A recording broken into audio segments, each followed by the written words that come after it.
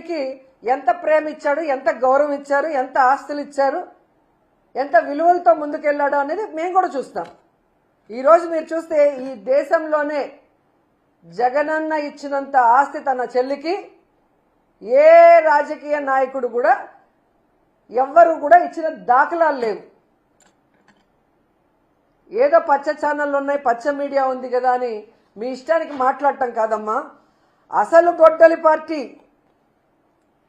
ఎవరిది? మీది. ఎందుకంటే మీరు చెప్పే వివేకానంద రెడ్డి గారి హత్య గొడ్డలితో జరిగిందన్నారు కదా, అది ఎవరు అధికారంలో ఉన్నప్పుడు జరిగింది? చంద్రబాబు నాయుడు గారు అధికారంలో ఉన్నప్పుడు జరిగింది. మరి ఆ రోజు మా అక్కలిద్దరూ మాట్లాడుతున్నారు కదా, ఇప్పుడు వివేకానంద రెడ్డి కూతురును ఇంకొక అక్క, వాళ్ళు అప్పుడెందుకు మాట్లాడలేదని నేను అడుగుతున్నా. పవన్ కళ్యాణ్ గారు అప్పుడెందుకు మాట్లాడలేదు అని అడుగుతున్నా. ఈరోజు వేదిక మీద ఉన్న మాట్లాడిన ఈ గొడ్డలి పార్టీని మాట్లాడిన వాళ్ళు ఆ రోజు ఎందుకు మాట్లాడలేదని అడుగుతున్నా. అధికారంలో మీరున్నారు, పోలీసు వ్యవస్థ మీ చేతిలో ఉంది, ఇంటెలిజెన్స్ మీ చేతిలో ఉంది. మరి తప్పు చేసిన వాళ్ళ మీద ఎఫ్ఐఆర్ ఎందుకు వేయలేదు? ఎందుకు ఎంక్వైరీ చేయలేదు? ఎందుకు వాళ్ళని శిక్షించడానికి ప్రయత్నించలేదు అని నేను అడుగుతున్నాను.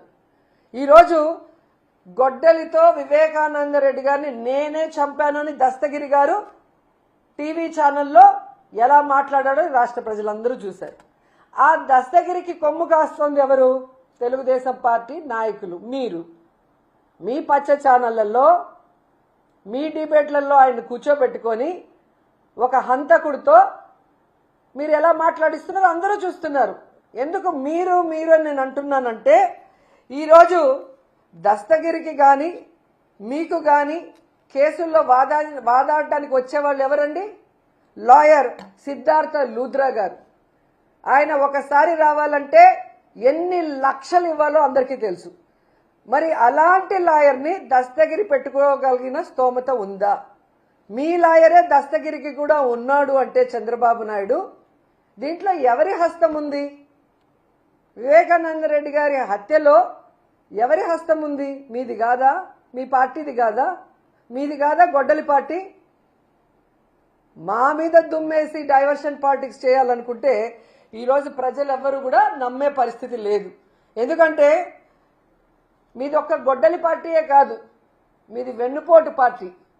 మీకు రాజకీయ భవిష్యత్తు ఇచ్చి నీకు పిల్లనిచ్చిన మామ ఎన్టీఆర్కే వెన్నుపోటు పొడిచిన మహానుభావుడు నువ్వు.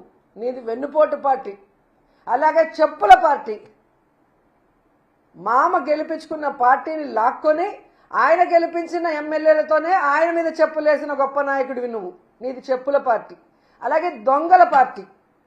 ఏదైతే ఎన్టీఆర్ గారు స్థాపించిన పార్టీని, ఆయన జెండాని, ఆ పార్టీ మీద ఆయన పెట్టిన ఆస్తులంతా కూడా దోచేసుకున్న దొంగవి నువ్వు. సో నువ్వా జగన్మోహన్ రెడ్డి గారి గురించి మాట్లాడేది? అసలు మహిళల గురించి నీకు మాట్లాడే హక్కు అర్హత ఉందని అడుగుతున్నా. కోడలు మగబిడ్డల కంటే అత్త సంతోషిస్తుంది అని చెప్పిన పెద్ద మనిషి నువ్వు. అంటే ఆడపిల్ల పుట్టుకనే నువ్వు ప్రశ్నించి అవమానించిన వ్యక్తివి. అసలు నీకు మహిళల గురించి మాట్లాడే అర్హత ఉందా అని అడుగుతున్నా. జగన్మోహన్ రెడ్డి గారు మహిళా పక్షపాతి అయితే నువ్వు మహిళా కక్షపాతివి.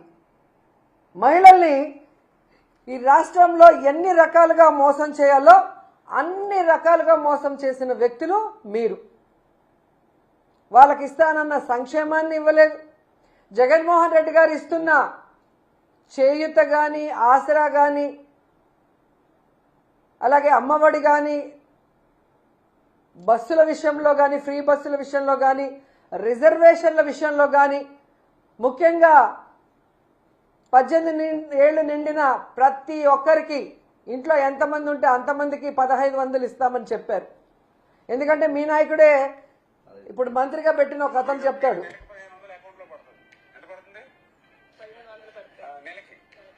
ప్రతి నెల ఇంట్లో ఉంటే 1500 వస్తుంది అకౌంట్లో. రేపు మన ప్రభుత్వం వచ్చి నెలకు 1500 అంటే సంవత్సరానికి 18,000 అంటే 5 సంవత్సరాలకి 90,000 హ్యాపీ కదండి. కబుర్లు చెప్పమంటే రెడీగా ఉంటారు. చూశారు కదా, ఇలా సిగ్గు లేకుండా ప్రతి ఒక్కరితో ప్రజల్ని ఎలా మోసం చేసావో ఈరోజు మహిళలందరూ కూడా తెలుసుకున్నారు. మీరు ఒక్కొక్కరు గడప